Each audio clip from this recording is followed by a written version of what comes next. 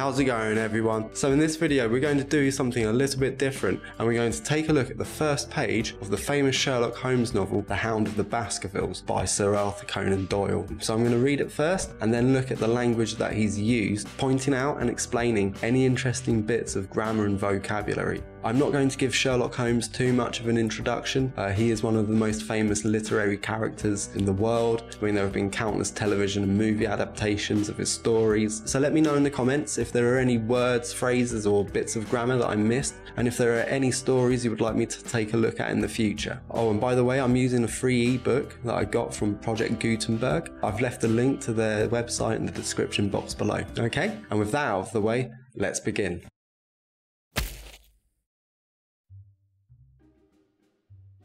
Mr. Sherlock Holmes, who was usually very late in the mornings, save upon those not infrequent occasions when he was up all night, was seated at the breakfast table. I stood upon the hearth rug and picked up the stick which our visitor had left behind him the night before. It was a fine, thick piece of wood, bulbous headed, of the sort which is known as a Penang lawyer.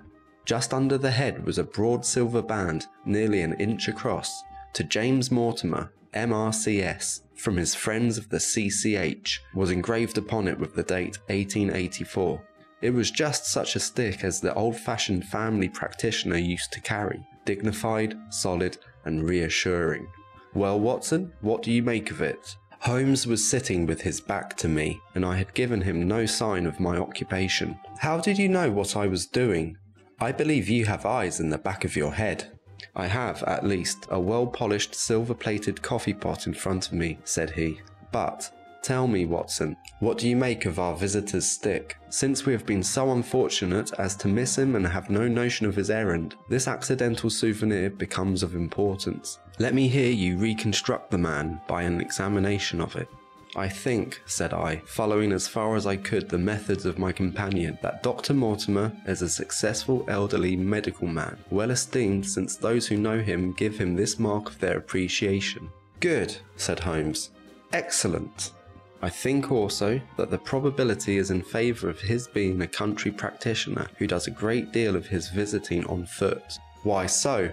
Because this stick, though originally a very handsome one, has been so knocked about that I can hardly imagine a town practitioner carrying it. The thick iron ferrule is worn down, so it is evident that he has done a great amount of walking on it.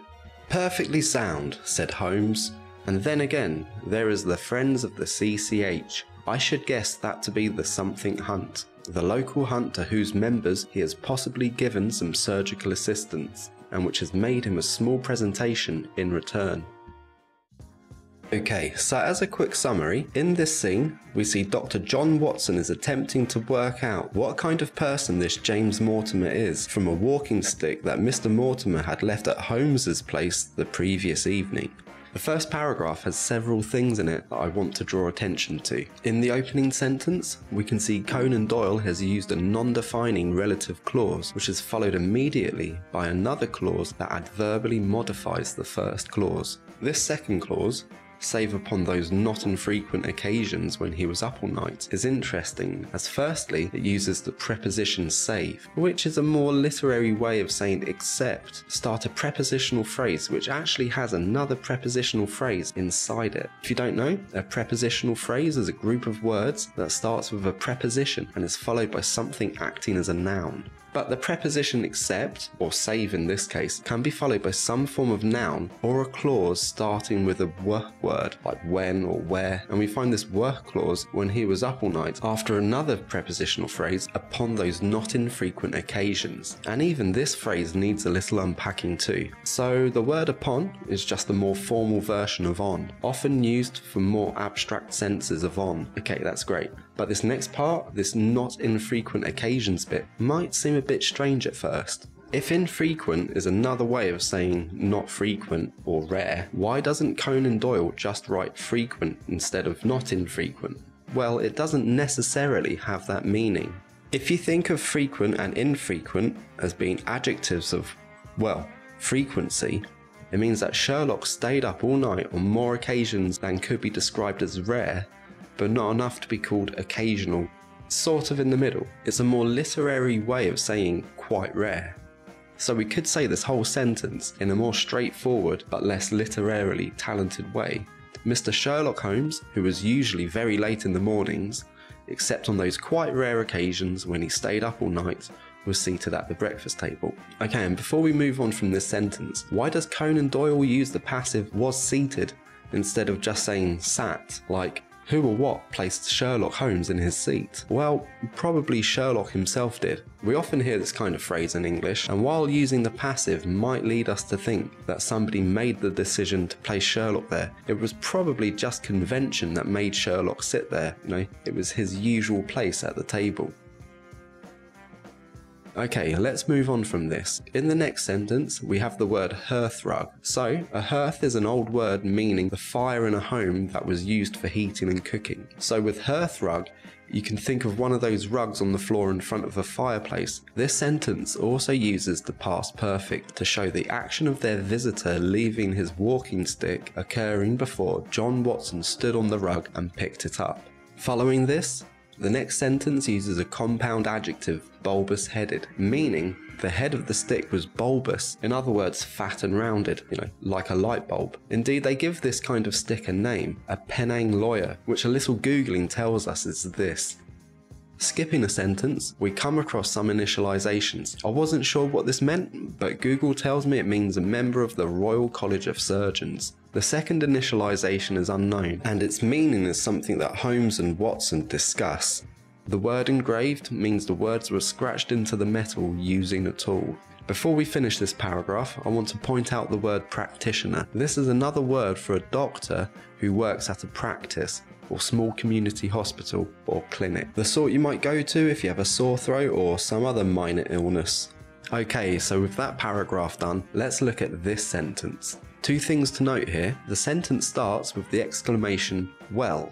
When it's used as an exclamation, it can mean a number of things. Here, I think it's being used to continue a conversation after a pause, with the start of the conversation occurring before we join Sherlock and Watson in this scene. This sentence also has a phrasal verb, to make of something. This means to understand something or someone, or to judge something by evaluating it. It's like saying, how do you understand it? I should point out that we don't use it together with the word how, only with what. This next sentence shows the use of a past continuous tense to tell us what Holmes was doing in that moment from Watson's perspective, with the next clause using a past perfect to say what Watson hadn't done prior to Holmes sitting with his back to Watson. Also, we have the word occupation, which here means a way of spending time, like an activity. Okay, jumping ahead. These lines of dialogue have a few pieces of vocabulary I would like to point out. Firstly, the word notion. In case you don't know, means the knowledge or understanding of something. Next, we've got errand. This word describes a small job of going to collect or deliver something. Finally, from this bit of dialogue, we see a phrase, becomes of importance. This is a more formal phrase for becomes important. We don't really say this exact phrase anymore, but we do still use a similar phrase that has an adjective of quality or degree between the preposition and the noun importance. So for example, I once met a man of some importance, or this book is of great importance to me. Right, so moving on. Here we have a said I, which is actually used quite a few times in this passage. This is using subject-verb inversion. It's really common to see dialogue tags inverted in this way. You could say it's more formal, but really it may just be used to vary the sentence structures.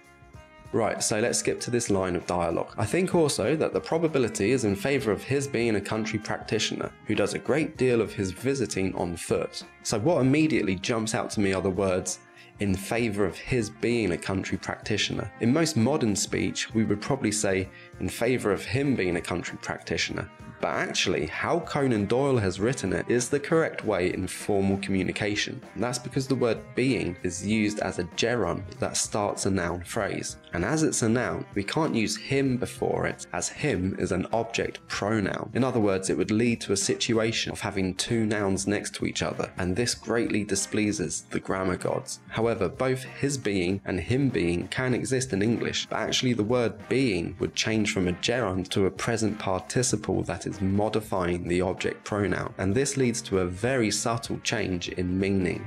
You could think of it like this.